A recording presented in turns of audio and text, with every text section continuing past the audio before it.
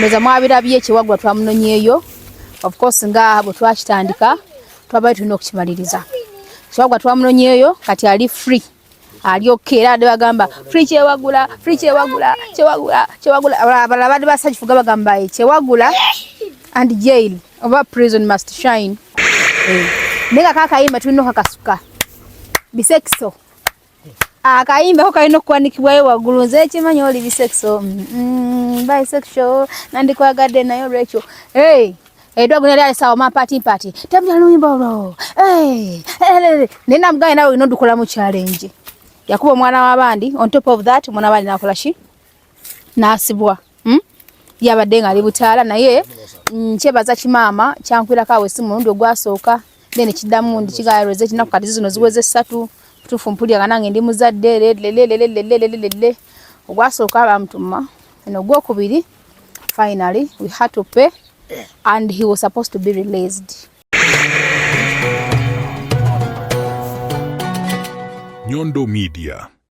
As manager Vibes UG twandibadde tuli wano olwaleero nga kalango kano tukuba ka ssente naye si bwe kiri olwaleero. We are here to support a sister, we are here to support another media personality ayina kye yeekoleddewo. She's trying to inspire abaana ab'obuwala abali eyo that you also you can try to do something in the society. Nyondo Gilim kyekizigo kye yakoze, ekizigo kirungi nnyo. Ffenna abali wano atuwadde ka package tugende tukagezese. So gwe wena ali eyo, if you're looking out for something ekyokwesiiga ekizigo ekirungi, Nyondo kozi kyesitamanyi oba alina akabasajja oba akabakazi, naye oba oli mukazi oba oli musajja ndooza ffenna katukolako. Kangende ngezesa akange. Nyondo Media ebale kutukyaza. Everyone out there, please go support Nyondo Gilim ke kaloshoni akamaanyi kano kolaba. Thank you. Dago nyogenda kunyiga bigenda kunyiza manyi naye nakofiza olukujjukujju nembaleka Dragon ne Brenda Miles. Last time endiga mwaji ndiako yona almost wana libya nga ndi bwenti ngendo okukola bwenti ne bwenti ga scholarship ensonga lwaki nakomyewo balideji kano kaze eyo ensonga lwaki nakomyewo mukasiri nga twali amanyi leero mukadansa lidembuzi najirya bwogu. Last time nagamba lwaki Brenda namulese lwaki Dragon Lady namulese nange kye nakoze olwaleero onatuuse ndokide kulya kazi bagita batya take sekoko nenjirya eggulo kati olwaleero mbuzi oli ali ndiga mwa basalawo tugendiga waliwo endiga waliwo embuzi naye ku mbuzi nakoseza olukujjukujju nezijja pozi n'ekirala bannaye badya mugamba mutya ndoza mwabirabye kyewagula twamunonyeeyo. Of course nga bwe twakitandika twabaye tulina okukimaliriza. Kyewagula twamunonyeeyo kati ali free. Ali okay era ade bagamba free kyewagula, free kyewagula, kyewagula. Abadde basajifuga bagamba kyewagula and jail oba prison must shine. Ate bakya shininga yafulumyeyo yavuddeyo. Ensonga lwaki n'okucelebrating amuuko. Nega kakayimba tulina okakasuka. Bisekso. Akayimba kalina okwanikibwayo waggulu nze ekimanyi oli bisekso. Bisexual nandikwagadde nayo Rachel. Edwago nali alisawa mapati mpati. Tabya luyimba olwo. Nena mgaye nawe ino dukola mu challenge. Yakuba mwana wabandi on top of that mwana wabandi nakola shi. Nasibwa. Yabadde nga ali butaala naye kyebaza kimama kyankwira kawe simu ndo gwasooka.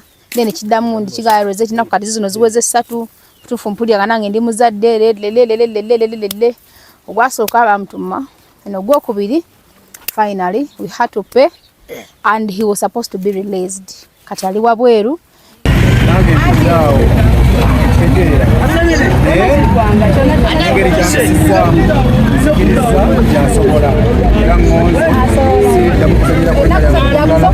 Olambadde musaba nemba kwa video yakayimba era mulabisemu katono video kigalero mungeri jansonyi soko ndabisemu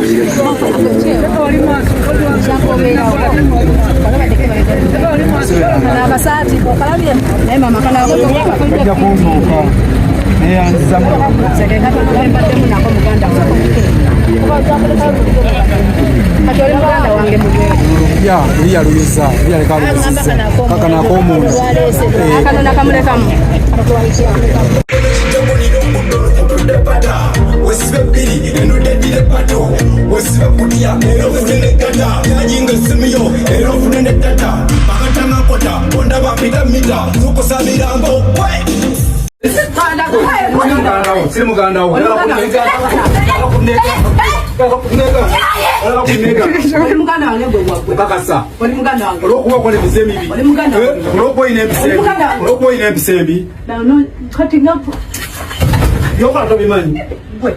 Musolo kizani ni muganda wo uyokola uyokola to bimanyi gwe okuva mutoje bizejo mwana ejo kwata basajja matayi byo nagambye ebyera kwata basajja matayi bakazi ne bakwangwira bombo klati se nagambye ebyo nawe ngamba ati otidde nenga ye era sigala agamba yiti bakwatagana na bintu ebyo oli musajja wagala musajja munno oli mukazi wagala mukazi munno ye agenda kubirwanyisa ye nga y'omuntu yagaba government yalemererwa nze ngenda kubirwanyisa yesanga ki yavayo nakwana akayimba kekimanyi oli bisekso nandi kwagadde naye olwekyo kubanga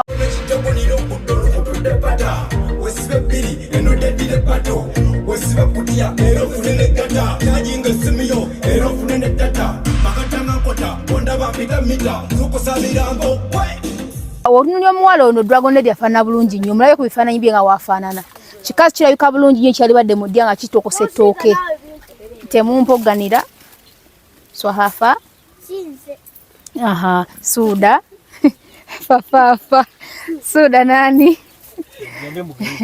hey ebifaananyi byawo mubirabeko awo mpola mpola Dragoni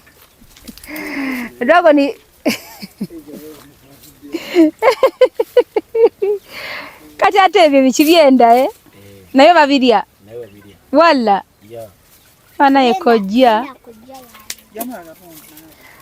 okay so Dragoni Debra Miles nakoseza lukujjukujjo nenkola bwenti nenzije waka sana wenalaze na koti ndo bandi mukujjo baki ulisa kutabulungi ndiga sawa yera nzi kutabulungi nchi embuzi ngana jibirako bwogu yino oguninyoko Bena Miles oguninyoko oguninyoko Dragon Lady oguninyoko guno hey nayenga banai namwe abale omwenna mutwegate ko turanyise ebisiyaga omwana kayimba keyayimbye kagezeko okubasensera mutukolemu bu challenge tutambuza akayimba ka kyewagula nze nkimanyi oli bisekuse yagamba gweno ki Dragon olugulidde ku pata bichi bichani simanyi kuwanda bichi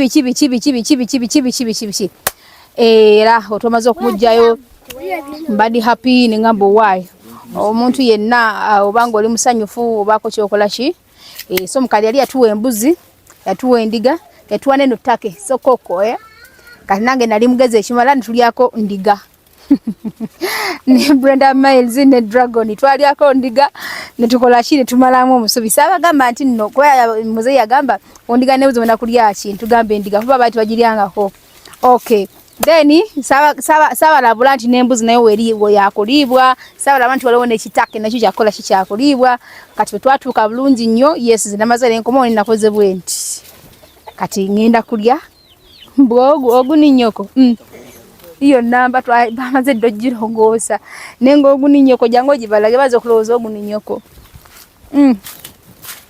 diraba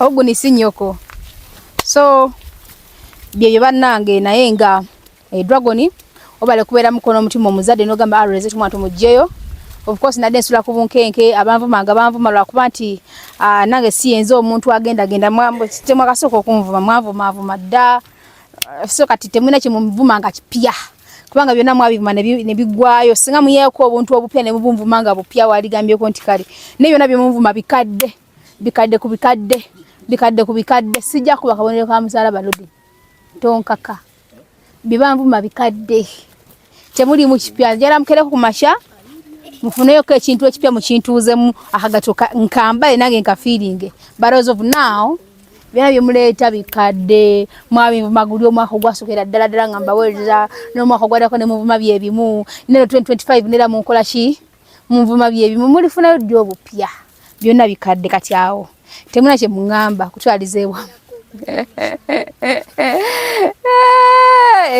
nayenga kati nonyayo mukwano Dragon ono ndabika natira okumushawa njega nonyeyo ko mukwano gwendo ku replace nga ne Dragon Lady wabanga gyoli eyo abasinga mugamba nti I can't be her friend nze simala sa kumwesembereza abalala gamba Rozet I want to be your friend munange eberako mukwano gwange kati Dragon natira okumusangula mu chapter kati njagalayo omuntu agenda okudda mu kifo kya Dragon Lady nga nyina okuchunya nga toyina okukkiriza nga byonna byenkukola okugenda nabyo nga Dragon tinchiyo n'enkize nenkola bwenti so obanga gyoli ng'oli ready you want to be my friend ng'osobola okugumiikiriza embeera yonna gye njagala okuyisaamu nze nganze then we can be friends nobanga tosobola nze sobola weak friends njagala mukwano nga ogenda kumenya akantu kano shabi ate nkukuba ebikonde ngenda kuba ebikonde